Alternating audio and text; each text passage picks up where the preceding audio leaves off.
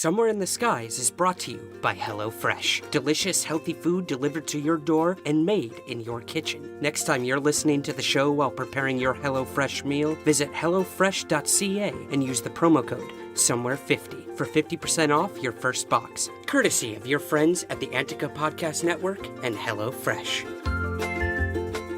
Hey guys, welcome to Somewhere in the Skies. I'm your host, Ryan Sprague. I want to take just one more moment to thank my new patrons on Patreon for their monthly contributions to the show. To Wayne J., Patrick M., Rob K., and Sean T. Thank you so much for your continued support. Many levels and rewards are now being offered. To help the show continue and grow, please consider becoming a patron today. To learn more and to contribute, visit patreon.com/SomewhereSkies. Thank you again. And now, on to this week's show.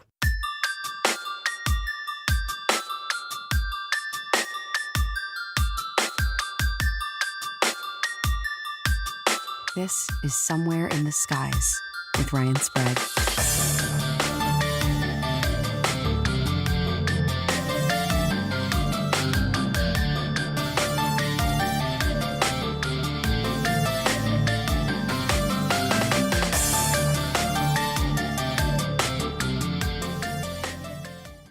We are taking a break this week from spooky listener tales to talk briefly about the big announcement from former Blink-182 frontman, Tom DeLonge. For a little under 6 months now, Tom DeLonge has been teasing some grand reveal about what he's learned and where his work is heading within the realm of the UFO reality and UFO studies. Well, on October 11th, that official announcement by DeLonge was finally made, and the response has certainly been mixed. So let's start with what the announcement actually was, with a concise description from punk rock and UFOs blogger Mike DeMonte. Mike writes, Tom DeLonge's big announcement is the formation of the To the Stars Academy of Arts and Science, which promises to focus on synergistic divisions of science, aerospace, and entertainment. DeLonge is joined by an impressive list of former government officials from national security and the scientific community to help push the progress forward in research, advanced technology, and informative storytelling, which is likely where the Secret Machines fiction and non-fiction franchises fit. Thank you for that very concise description, Mike.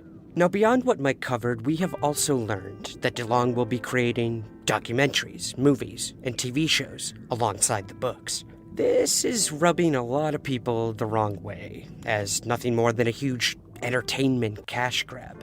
Also, you can invest in the Academy and be given exclusive information as it progresses, for a price. The lowest level of investment, $200. Now, when I posted this announcement on the Somewhere in the Skies Facebook group, the comments exploded. And right now, I wanted to give you just a small taste of what some listeners think about this whole thing. Some were very supportive of the endeavor, and some, not so much. Let's start with the more optimistic responses. Chris writes, quote, loved it, and I hope it succeeds. I did my part with investing, end quote. Matthew also likes the idea of the To the Stars Academy, stating that he is, quote, very supportive of this research being done in the public sector for a change, with visibility. Very excited for the future. Hope it gets some traction, end quote. Chris and Matthew are joined by Scott, who also says, quote, I applaud the conception and welcome the proposition. Forward thinking on a high level, end quote. Now, even with a skeptical eye, Debbie also agrees, stating, quote, some think this is a sham, a con, and nothing good will come of it, and it smacks the whole possibility of disclosure in the face. I say, give this a fighting chance, end quote. But that skeptical eye widens, and some are a bit more cautious. Michael writes, quote, sounds like they're not really going to convey much in the way of hidden information, but rather want to raise money for a super hyped new MUFON with a wing that researches exotic technology, end quote. John also cautions us that these announcements have been made before. He says, quote, I'm old enough to remember those who were burned by Doty, the aviary, and Brogno, Jonathan Reed, or any number of deeply entrenched insiders who are going to break this phenomena wide open. Again, I find this fine. I support open, honest thoughts and ideas, but as with any announcement, breakthrough, or information in this community regarding this phenomena, time and caution should be taken at every turn, end quote. Brad also brings the individuals involved under scrutiny of their motivations. He says, quote, "I would be curious to know what exactly those aerospace and military members know or believe to be true, based on their personal knowledge. Are they just interested people who are approaching this topic from the same position we all are? Or did their work in the classified world expose them to certain truths or facts that make this phenomena more than curious endeavor for them? I think that matters, because otherwise we just have another group of curious guys who want some funding to play UFO hunters." End quote. Michael H. writes, "Fascinating pitch. Hopefully somewhere in that inspirational mixed bag of building flying saucers, exploring ESP, and funding sci-fi movies, there will be some scientific investigation of aerial anomalies. I doubt it, though. I see no engagement of the phenomena with this tech entertainment startup." End quote. The last listener comment brings us back to Mike DeMonte, who says, quote, "Tom DeLonge has always aimed high, but logistically, this will be hard to pull off in addition to all the other things he wants to do with a relatively small operation. DeLonge has lofty ambitions here that he's likely to not fully achieve. But if all we get out of this is some physical footage, evidence, documentation, or confirmation via this weekly show, it won't be a total bust." End quote. Now, before we go any further on either revering or rejecting this entire endeavor, I find it only fair to include DeLonge's own words on this. So here's a portion from his live broadcast announcement. Have a listen.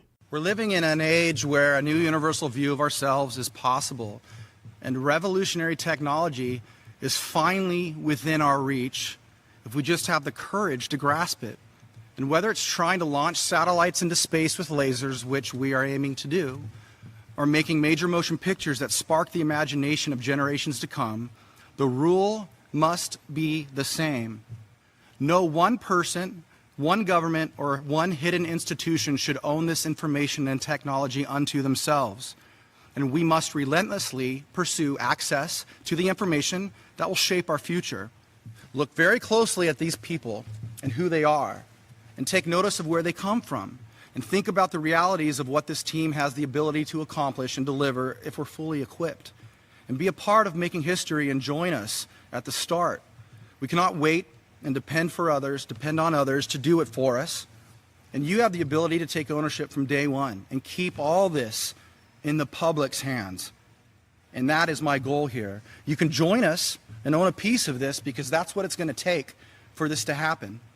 And you have to visit tothestarsacademy.com and click on the invest button, and you will learn about the Regulation A equity crowdfunding. And this process removes the middleman and democratizes access to equity ownership. Go to tothestarsacademy.com. You can read the offering circular. You can see the business plan. You can see the investment opportunities and all the risks involved investing in this type of a venture. But this may be the only time in history you will ever see one of the biggest aerospace engineers in the world, a senior intelligence officer from the CIA, 2 former senior Pentagon officials, and an experimental physicist from the DoD take a giant leap of faith to tell you something. And I ask that you listen very carefully. These guys really went out on a limb here. And the only way to do this is if we do it in the public realm. And the only way to bring it out to you is if you help us. We're offering you the opportunity to be on the ground floor of building the future. And this is only the beginning. There's so much more coming. We're making history, and I'm inviting you to be wonderfully surprised at what we got in store. Thank you so much. Okay, now that list of individuals involved is quite impressive. I personally have to admit, you have people like Jim Semovin, who is former CIA. You've also got Hal Puthoff, who has worked with GE, the NSA, NASA, and even the DoD. You also have Steve Justice, who was Program Director for Advanced Systems with Skunk Works, and even a former Deputy Assistant Secretary of Defense for Intelligence, Chris Mellon. So I guess one thing is for certain. When DeLonge first teased that he was working with prominent people, he most definitely wasn't lying. But what leaves most of the public questioning all this is why these individuals have come forward with what they know to start this entire endeavor with DeLonge. It seems that very little of this project actually has to do with UFOs. This isn't a grand disclosure or even a partial disclosure that many were either naively expecting or wishfully hoping for. It is an ambitious project helmed by a businessman in DeLonge, who definitely knows his shit, but also knows that in order for any of this to happen, a ton of money needs to be raised and invested for any of this to actually happen. What some may not realize is that both secrecy and transparency can be very expensive. And with these individuals involved, money will be going in and going out, pumped through channels that the Academy deems worthy. And the filtered knowledge and information will then be given to the public that invest. But what about those who don't? Is this just a large-scale MUFON membership feedback loop? Or is it indeed a groundbreaking step forward for humanity in terms of technological advancement and aerospace exploration? Is pre-existing UFO technology a part of any of this? There are so many questions, and just like we all waited forever for this announcement to be made, I have no doubt that we will wait just as long to truly see where this is all heading. Personally, I will continue to safely dip my toes in the shallow end, watching from the periphery as this all unfolds and the boys club dives deeper and deeper. But just like the listeners above, I'd love to hear your thoughts. Have you invested? What do you think the end game is here? Please send me your thoughts and comments by using the contact tab on the website, somewhereintheskies.com. And now, let's switch gears and get to this week's topic and guest. It has become one of the most popular and critically acclaimed podcasts to date. Lore is a bi-weekly show about non-fiction scary stories. Each episode examines historical events that show the dark side of human nature, usually through the lens of folklore.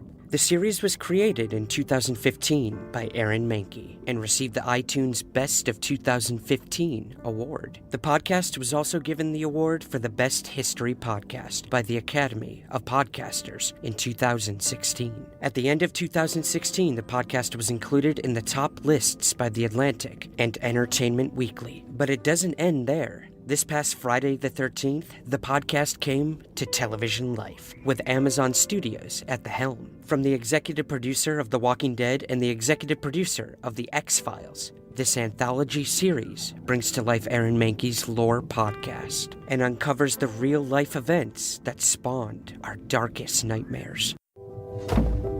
Throughout history, fear was best kept buried, sealed, closed. But folklore has a way of keeping the door open wide, allowing stories to live and breathe, to creep inside and haunt us. I'm Mahnke, and this is Lore.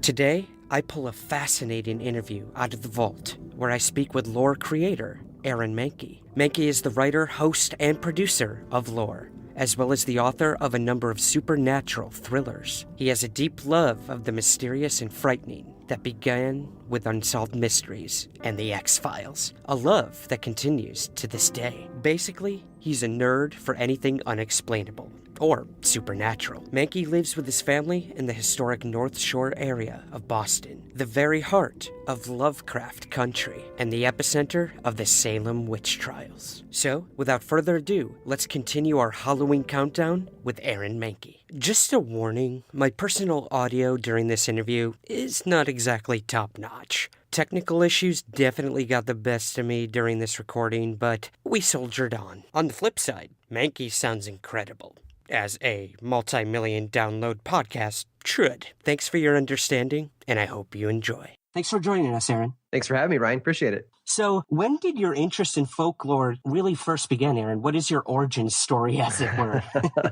Well, it doesn't begin in a vat of toxic chemicals, so that's probably a good thing. I think folklore and legends, it sounds cliche, but they've been a part of my life since probably grade school. I'm thinking maybe 10 years old or younger. I don't know how old you are, but I was always sent home with those Scholastic reader catalogs. My kids get these now too, so I'm sure they've done them for decades. It was a place where people fell in love with books. You could pick up, a book on NSYNC or Battlestar Galactica, but you could also pick up, classics. I think my mom used it to get me my first fantasy set, which was The Hobbit and the Lord of the Rings. And I think it was a book from the Scholastic Reader at some point when I was in grade school it was like a collection of ghost stories and mysterious events. I remember a story about a person walking into a circle in a cornfield and then vanishing. Just things like that. That was the book that really kicked it off for me. And then, of course, I was growing up in the 80s, and so my interest took root in shows like Unsolved Mysteries and then later on the X-Files. And then it's just been a part of me ever since. Was there always a keen interest or maybe a personal experience in the odd or the unexplainable that sort of sent you on this path to research this type of topic and subtopics, as it were? Well, not particularly like an event in my own life. I have to sit down and think about it for a while, and I haven't had a chance to do that. But the only odd event that's ever happened in my life, I think at some point right after college, I saw like a white lady on the side of the road driving through the cornfields of Illinois. But it's also muddled by a couple decades of memories. But for the most part, my interest is really just born out of, again, this love of the ghost stories, the mysterious, the unsolved mysteries kind of thing. And also just a deep love of history. I think I've always been fascinated with learning as much as I can about different periods of history and the way the stories are passed on. And I didn't realize that I was collecting all of these interests into something that would one day become what it is. But hindsight's 20/20, like they say. And I look back and it's kind of obvious to me now that, oh yeah, of course, with all of these interests combined, this is what I should be doing. So there's been pieces of it along the way. Gotcha. Yeah, we will definitely go into the history aspect for sure, Aaron. You've described Lore, your podcast that we mentioned earlier, obviously, as almost an happy accident, like tripping upon it almost. Could you give us sort of a backstory as to how the podcast came to be? Yeah, absolutely. I mean, so basically I had been writing and self-publishing my own supernatural thrillers for about 2 years. I've written 3 novels, and I was really actually I was ready to give up. I was a full-time designer, been running my own design business for about 8 years. And I noticed that every time I wrote a book, my business would suffer. And it wasn't because I was somehow taking my foot off the gas or not marketing for that period of time. I never marketed my business at all. It was always word of mouth. So I noticed a pattern, and I realized, I'm selling 3 or 4 books a month. It wasn't even enough to pay for the coffee I was drinking while I was writing the books, let alone recoup my time investment. So I got to the point where I just realized it was hard to justify a hobby that wasn't paying for itself. And I mean, novels take a lot of time. I wrote my latest one. I wrote really fast. I dedicated myself to at least 1,000 words a day. So I wrote like a 90,000 word book in about 45 days. Wow. But it was like, I can't do this during National Novel Writing Month. For some odd reason, I can't do it. But during January of last year, I cranked out a book. So, but it takes a lot of time. And then there's all the other stuff when you're self-publishing, having a professional cover design and doing the layout and getting it all disseminated to the stores online. So I just decided I needed to figure out if it was really worth it or not. So as a final, last ditch effort, my Hail Mary was, I decided I would write this nonfiction exploration of like some of my favorite myths and legends, the history behind them, and then give that away to people in exchange for their email address, because that's what all the pros will tell you is you need to build a bigger mailing list. And then you have direct contact with your readers. You can share excitement and behind the scenes stuff. And it's all good. It's about community building. And I like that. But, so in theory, I thought with a bigger mailing list, maybe I could sell more fiction, and then that would actually justify my time. In the end, this nonfiction giveaway thing just got too long, honestly. And, I don't have a lot of time to sit down and read for pleasure outside of the stuff I do for Lore, but it's usually reading on a screen or in audio format. So I thought, this thing is like 15,000 words long at this point. Maybe I should just record one of them and see if that's good enough as a giveaway. And so I recorded the first one, which ended up being episode 1 of Lore. I let a friend listen to it. He has very similar interests. We're kind of from the same era. And he said, this needs to be a podcast, Aaron. Don't give this away. Make this a podcast. And I thought, what the heck? What do I have to lose? And he was right. So the rest, I guess, is history. Right. Yeah. I mean, I've been listening since pretty much day one, my girlfriend and I. And like you said, it's that word of mouth that really gets it out there. And it really is. It is. And that plays very well into the whole oral tradition of folklore as well. It does. You know? Yeah, absolutely. But people email me all the time and say, Aaron, you really created something amazing. Like, how do I go out and start a successful podcast? And my answer is always, it's tongue in cheek, but you just got to create something that's really, really good, so good that people will talk about it with other people. Unfortunately, there's no steps in there. It's just, that's what it is. Create something worth talking about, and then people will talk about it and it'll grow. And I somehow accidentally managed to do that. So how do you go about your research, Aaron? Where do you find your stories for lore? Well, stories are like ogres. They're like onions. So a lot of the time I find stories while I'm researching other stories, which is really great because I often don't have time to sit down and think okay, what's my next topic? Usually what happens is while I'm working on, episode X, I find 4 more ideas that I just kind of make note of and file them away. So I take a lot of notes. I save a lot of articles, both, like an online article on a website or, sources that I find through books. I'll take pictures of pages and make bibliography stuff set up just for later use. I use Evernote for just about everything for lore on the research side. So, the fact that I can jump in and highlight things so that later on when I come back, I know what paragraph really, ticked off the inspiration. And so basically topics start with some sort of inspiration or memory of something that I might have bumped into or heard. And then I just I chase down as many sources as I can, historical accounts and books and articles and whatnot. And I read a ton. But the internet's made it a lot easier than this might have been, 30 years ago. Google has hundreds of millions, I think, of books on their books.google.com website.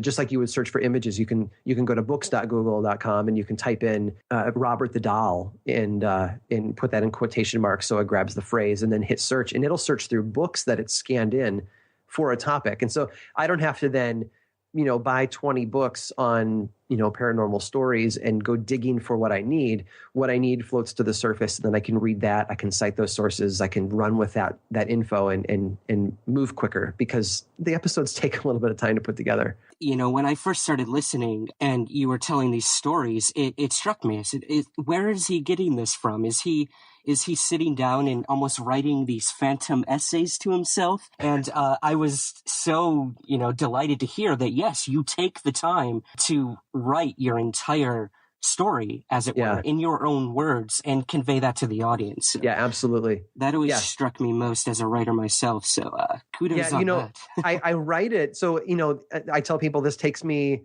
about 40 hours from inception through the research and writing process, recording and production, and then putting it out. That's about 40 hours of my time. And because lore is a business for me now, it's my full-time job. So I have sponsors. Right. So that brings in communication with sponsors and billing and invoices and, taking care of things on the tax side. There's a whole world of the business side that's not the sexy, oh, cool, I want to be a podcaster kind of thing. But it comes with the territory. You have to just let that in if you get to that part. And that's everybody's hope. So just be ready. If you want to have a successful podcast with lots of sponsors and stuff, then you're going to spend a lot of time in QuickBooks. It's a business. You're right. It is. So, 40 hours a week, 40 hours per episode. And then I've got the other 40 because I'm doing them every 2 weeks. So essentially, half of my time is spent on creating the episode, and then half of my time is spent on running the business and marketing and interacting with listeners and things like that.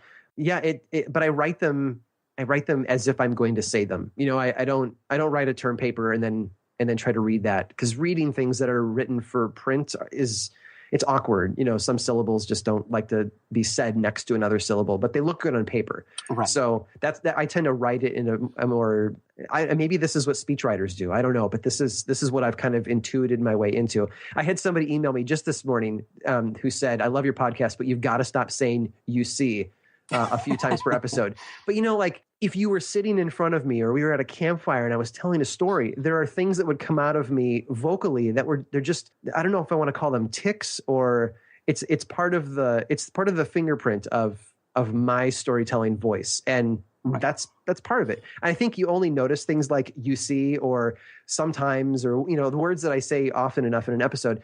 I think it's when people binge through, 10 or 20 episodes at once. Right. they start to notice things like that. If you're listening to it every other week, it's not a big deal. So it's funny, the little things that people will nitpick. But 99% of the email I get is really positive. So that's where I have to hold on to that. Right. It's a quirk, man. It makes you the character that you are, for sure. Yeah, absolutely. Yeah. Speaking of writing, does your research into folklore or superstition, does it ever bleed into your novel writing? Kind of backwards, actually. Okay. So lore was in a sense born because of the research I was doing for the novel. So the novels that I write are kind of in the vein of like Stephen King, except I'm not as good as him. I mean, he's the master, so I sit at his feet. But as far as like the genre is concerned, I take really obscure superstition, mythology, folklore, whatnot that's local to an area, usually New England for me, because that's where I live, and it's an area that's dripping with folklore. Mm-hmm. European, American Indian, specifically the Algonquin tribes that lived in the northeast part of the United States. Like, there's just so much really great stuff here. So a lot of that mythology is where the seeds of my books come from. And of course, I live 5 minutes from Salem, where the witch trials happened in 1692. So there's just a lot going on. So what happens is I'm researching, looking for the right, what's the right thing at the center of this book, and I'll find 6 things, and then in the end I pick one of them. Well, now I've got 5 other things that I've filed away, and so I noticed that I had this file in Evernote growing of future topics or cool ideas or folklore to pursue, and it was out of that folder that the first 3 or 4 episodes of lore kind of came about. The little giveaway I was writing was going to be called My 5 Favorite New England Myths. And it included the Mercy Brown story from episode 1, the Hoosick Tunnel from episode 2. There was the Dover Demon, which was a later episode. One needed a lot of fleshing out, so I came back to that one later and I really expanded upon it. But so it wasn't necessarily that the lore bleeds back into, although maybe it will. Maybe because I haven't written a book in a year now, so maybe the writing techniques and the research process and all that is going to bleed back over. But for the most part, it was leftovers from the books that became lore. Well, I mean, one of those books, Grave Suspicion, like you mentioned, that sort of that core to the book, for me, in this book was witches. And again, like you said, your main character, Sam, having grown up in the Salem area. What sort of made you compelled to write about witches in this latest book and the certain lineage that your characters have to these incidents back in Salem? Well, like a lot of writers, my story ideas come to me with kind of like a what if scenario. And I remember thinking, what if, like we have all these documents and we have all this oral history, and then the public perception of what happened in 1692 with the witches, the witch trials in Salem. Mm-hmm. What if and there's all these like symptoms or supernatural occurrences that are listed. What if they were real? Like, what if the things that happened were real, but the person who was to blame never got caught? What if it wasn't all of those people who were prosecuted and some of whom were hung? What if it wasn't the people who took the blame, because it was very easy to become suspicious in people's eyes back then? What if it was somebody who slipped through the cracks but actually did those things? And then I started playing with that, and so a lot of the plot of Grave Suspicion comes out of the idea of, well, what if we're sitting here today and we're looking back, like if that person got away, what kind of a thread would be left through history? And, does that speak to anything that could be going on today, if that makes any sense? Oh, absolutely. Yeah. I mean, it was a page turner for sure. And thanks. Those what ifs are always, what we try to cover on our show. Yeah. For sure. Are there any topics, Aaron, going back to lore, that you found most intriguing, or have either stretched your beliefs or made you more suspicious, or somewhere in between? Anything that really sticks out to you? I try not to land on one side of the fence or the other. Mm-hmm. I'm enthralled by the stories, by the actions, the beliefs of the people who lived in these, years before us, how the beliefs inform society and families and the way people interacted with each other.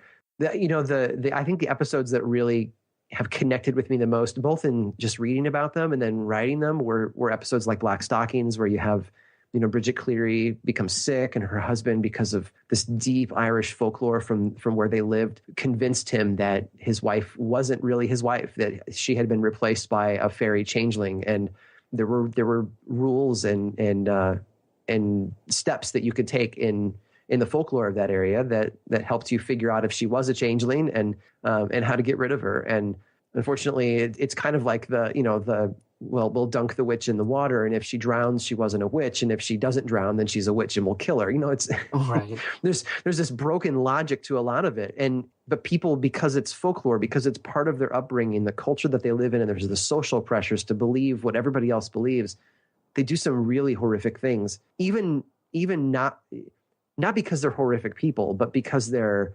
almost trapped between society and belief and desperation. And so, Black Stockings was one of those episodes that really kind of reached out and grabbed a hold of me. Another was, Half Hung, or Half Hanged, sorry, to be grammatically correct, Half Hanged, about Mary Webster in Western Massachusetts and her, trial, if you want to call it that, as a witch. Yeah, those are the ones where you see society kind of become the monster.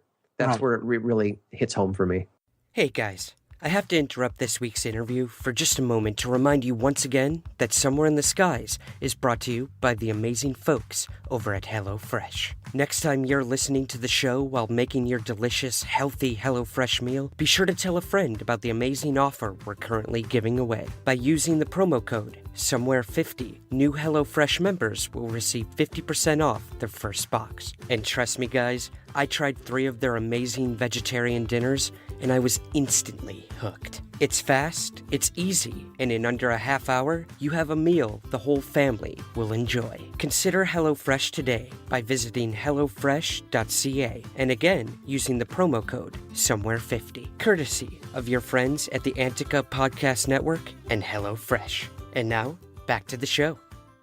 You were once quoted as saying sometimes folklore is paint on top of a messy human situation, and we tell it through the lens of a fairy tale or scary story because humans really can't be the monsters. This touched me very keenly because we always look for something else other than ourselves, almost as if we fear ourselves more than what may be out there. Do you see this cultural narrative as an inspiration on either the paranormal or the unknown, or where does the folklore begin and where does the reality of a situation perceivably end, I guess? Yeah, absolutely. I mean, that's the trick of folklore, because it's almost like this physical entity living within a subculture or a people group. I mean, they bring it with them like luggage when they that's why I like New England, because you can start here with a myth or a legend or a piece of folklore that's centuries old and follow it through its roots to other places. So from New England and, the story of Mercy Brown and the American vampires, I can follow that back through to Europe. And, it spreads. Folklore kind of moves along almost like a virus or, some sort of baggage that you bring with you. So, what I think I've begun to pick up on is that humans just don't like not knowing. We crave explanations. We don't like there to be an unanswered question. And maybe that's a product of the modern age and the age of enlightenment and the scientific method and really digging for the truth. And those are all good things, but we crave explanations. So I think supernatural events, do they make us search for explanations that end up sounding like supernatural stories? Or do we use made-up stories as a tool to explain deep concepts or things that we can't otherwise wrap our minds around? It's impossible to say.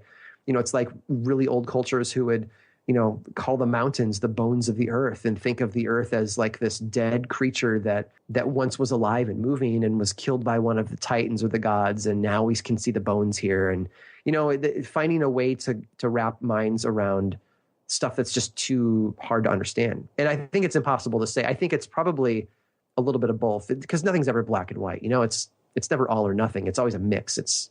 Right. There's gray. So yeah, I see, I just see humans constantly craving answers and explanation. And when there isn't one that they can grasp or find, you'll usually find in a culture some sort of a story, made up that kind of explains why. I mean, speaking of storytelling, that's what sets your show apart from most podcasts, I think, that deal with the esoteric or the quote-unquote paranormal. How do you view storytelling now? What sets it apart from generations before? Well, I mean, what I do is oral storytelling, Right. in the truest sense. There's no pictures. It's just my voice and some music for mood, So I think oral storytelling is very similar to what has always been. I mean, anybody that's been to camp, at some point in their, middle school or high school years has got some story about, sitting around the campfire and telling stories that are local to that campsite or whatnot. And honestly, the only things that have changed over the centuries are delivery methods and the audience size. A century ago, you would tell a story to a dozen people sitting on your front porch, and that was about as big as it got, In the past, we would have gathered around the fire and then, you speak the words to each other. And maybe there would be costumes or dance or recreations of battles. Maybe it's just standing there and talking. But the power, I think, was in the words. And I like to think of it as a tribal experience, whether you're from a culture that calls it a tribe or not. It's a community event. And because of that, the audience was also they were the participants. They were picking up the story that was being laid down for them and they lived with it day in, day out. And so it just became this glue that held everything together. Beliefs, lessons, history, all of it was taught through story. That's what the folk tales and fairy tales that Hans Christian Andersen and I'm blanking on the Grimm brothers gathered together over the years. I mean, one of the things that they really wanted to do was capture this vocal oral storytelling that was going on all around them. And there was slight differences from town to town and all that, but they wanted to capture it all because that's how things were being passed along. Sometimes it was lessons, sometimes it was history. It was all taught through story. I think what's different now is that today we're a really nomadic people. I think that we move a lot more than our parents did or our grandparents did. It's easier. You can pick up and move 2,000 miles away, and Facebook connects you with people, and you don't feel like you're really away at all in a sense. So there are fewer and fewer geographical tribes, but the internet connects us in a way that television and even radio before that couldn't do, because even radio had limits to its reach.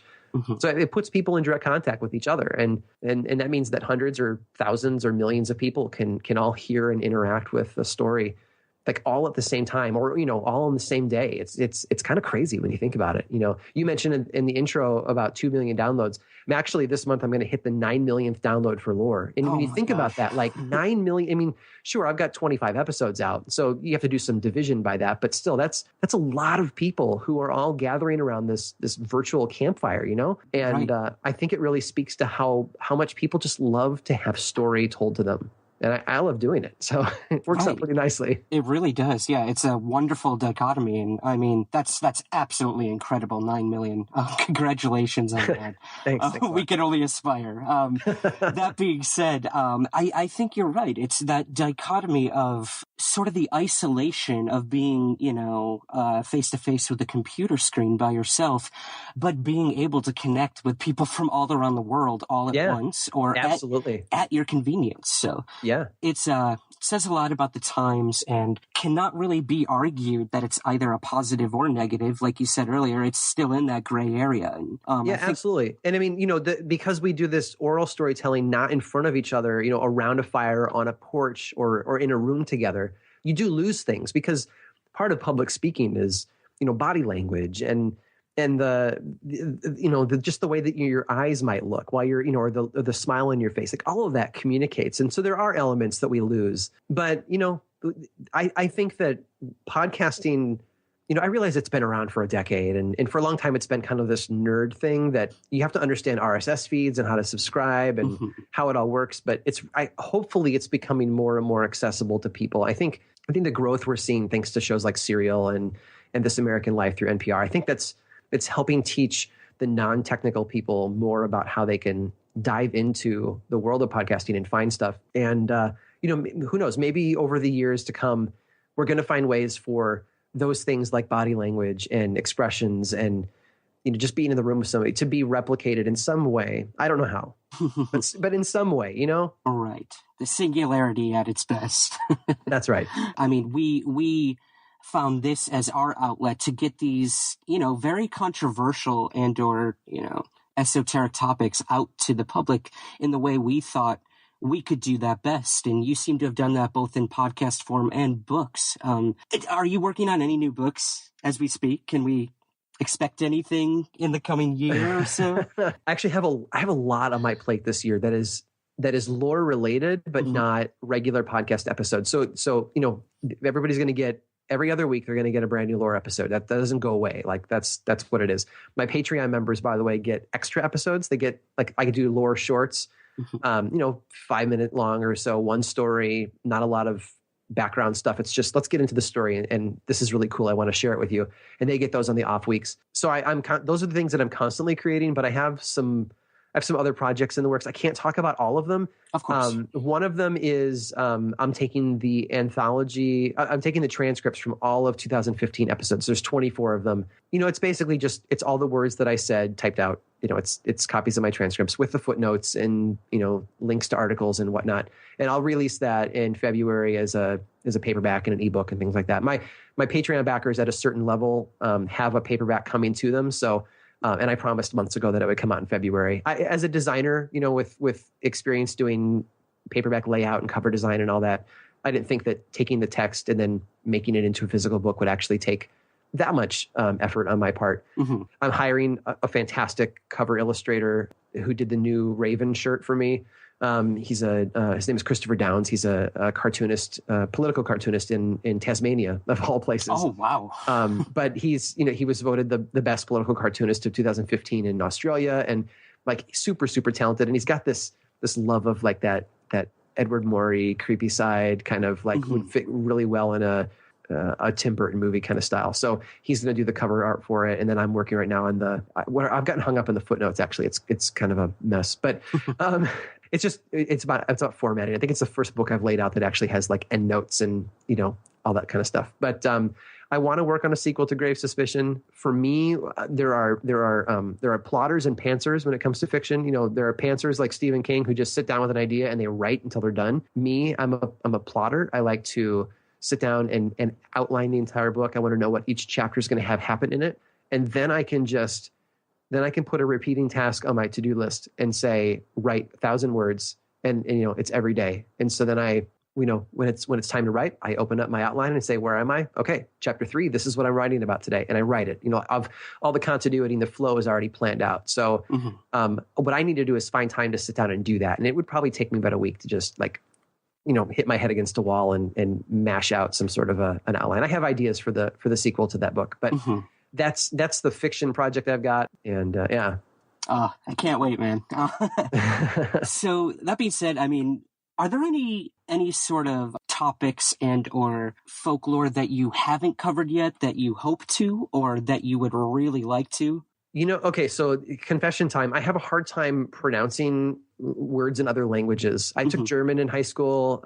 German's a pretty easy language to wrap your tongue around. So if you listen to the show, I've butchered words in Icelandic, and I try my best. I try my best with, Algonquin and, things like that. So I need to get over that fear. Even things like Irish. There are some things like I would love to cover, the story of the Banshee, but it's written out in certain ways in different myths that I need to figure out how to pronounce the words. So sometimes that's the holdup. It's like, I have to say this verbally. How am I going to do that? So, but outside of that, I would really love to explore non-European cultures as well. But it's hard because, a lot of the source material is not in a language that I can read, and Google Translate can only do so much for you. And so I'm trying my best. Today's episode that just came out today, The Cave, episode 25, is on an island called Chiloé off the coast of Chile. And I wrap my head around a lot of words that I didn't know that I could pronounce. But there are resources online. I think howtopronounce.com has become a good help for me. You select the language that the word is, you paste the word in, and it'll speak it for you, which is kind of cool. So, I want to get a little bit more global with the stories, but I have to do it carefully. And when you move outside of English, it's harder and harder to do things and not lose listeners and upset people from those cultures. And I want to be careful. Of course. That's the struggle with, sort of folklore, is what gets lost in translation or what comes off as disrespectful or, yeah, absolutely. I could see the struggle in that for sure, but that's exciting nonetheless, sort of branching out globally with this. think that's a great way to go, and it can only really go up from there, Aaron. Yeah, absolutely. It's obvious, my friend, that you've found an incredible outlet to tell your stories that most people either don't think about or they're sort of too afraid to confront. But with the work you're doing, that seems to be changing one episode at a time. And I personally look forward to what comes next. And where can we find out more about Lore and the books you're working on and your live performances that I've just learned about? Yeah, so I've done 3 live performances. They were in October, November, and it was a good season for that because the weather was still decent, and I mean New England, the winter's just kind of rough, right? And I don't know when I'll do the next live show because with some of the plans that I have coming up, there's going to be some travel involved with them that won't allow me to do things like that. Plus, if I ask people where they want me to do a live show, the answer is pretty much anywhere, and that's hard. And I have a young family. I've got kids who are in kindergarten, first grade, so it's hard to pack them up and rent an RV and drive around for 2 or 3 weeks. I would go insane and I wouldn't be productive. So I have to figure that out carefully. But yeah, live shows have been really fun. All of them have sold out. Hundreds of people coming to them. It was actually a very surreal experience. Mm-hmm. After my first live show in Portsmouth, New Hampshire, there was a line for 90 minutes of people who wanted to shake my hand, take a picture with me. Wow. Get a book signed and buy books and stuff. I didn't expect any of it, and I walked away just. Mm-hmm. I was speechless. Surreal is the only thing I can say to people a lot of times. Like, this is just so surreal. Mm-hmm. It's very cool. And I'm humbled by it all. So, but yeah, lorepodcast.com is a really great place to go to, listen to new episodes. If you look at the episode description, there's a link to a music page for that episode that'll list the songs that are used. Mm-hmm. Musicians are all on places like SoundCloud, and, people like Chad Lawson, who is an iTunes top 10 classical pianist. He's become a good friend, and his music is just insanely great, and people need to check that out. MYUU, he's another fantastic musician in there. So there's cool stuff to explore. There's a transcripts page where you can learn about how to get transcripts of episodes. And I'm thinking about putting I wouldn't call it blog, but like a news page on the site, just so people can be up to date on other things, the cool stuff that I haven't announced yet that I want to someday. Like, where do I do that? So, but yeah, lorepodcast.com, which Lore Podcast is pretty much where you can follow the show anywhere. Facebook, Instagram, Twitter, all at Lore Podcast. And then I have my own personal page online, aaronmahnke.com. And I use that for the fiction, and I blog there occasionally about things like lore and whatnot. Yeah, and I'm AMAHNKE on Twitter, and I have a fan page on Facebook. People try to friend me on my personal account, and I always delete those requests because of course, yeah. Personal Facebook is personal Facebook, but I've got a fan page for both lore and my writing stuff, so people can check that out. Thank you so much for joining us today, man, and all the best with your upcoming projects. Thanks, I really appreciate it. All right, that is it for this week's show. To find all of Aaron Mahnke's work, visit lorepodcast.com. And be sure to check out the all-new television adaptation exclusively on Amazon. If you haven't already, please consider subscribing to the show on iTunes. It is the only way the show gains visibility on the biggest podcast platform in the world. While there, I hope you'll also consider rating and reviewing the show. We have a perfect 5-star rating right now, and I couldn't be more honored and thankful for that. All past episodes and extra content can also be found on the website. You can also reach me directly through the contact tab for guest or topic suggestions, or to share your story that I may feature on the show. That's all at somewhereintheskies.com. Also a reminder, the Somewhere in the Skies store is open for business. All types of apparel and merch can be found by visiting teepublic.com. That's teepublic.com. and searching for Somewhere in the Skies. Next week, we dive right back into the Halloween spirit when we speak with the woman who inspired me to start the Somewhere in the Skies podcast, Miss Shannon LeGros. We talk all about her favorite and most interesting interviews she's conducted on her acclaimed podcast, Into the Fray. You won't want to miss this jam-packed interview. Next Sunday on all major podcast outlets. I'll see you next week, and remember, keep your feet on the ground, but never...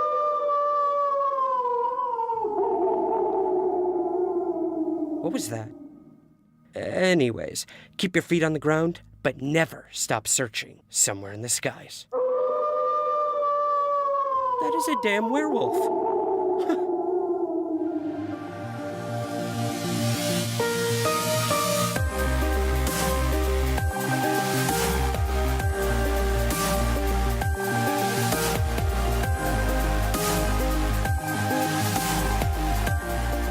Somewhere in the Skies is produced by Third Kind Productions in association with ANTICA Productions and the ANTICA Podcast Network. To learn more, visit anticaproductions.com. What's going on? I'm Fred Kennedy, host of Issue Zero, a long-format interview show about all things nerd culture related. We talk to everyone from comedians, comic book creators, writers, illustrators, movie stars, scientists, historians, and everything. We're part of the ANTICA Podcast Network, and you can find us on Stitcher, Google Play, iTunes, or wherever podcasts are found these days. And don't forget to follow us on Facebook and Twitter at Issue Zero Pod, blah, blah, blah, blah, blah, end.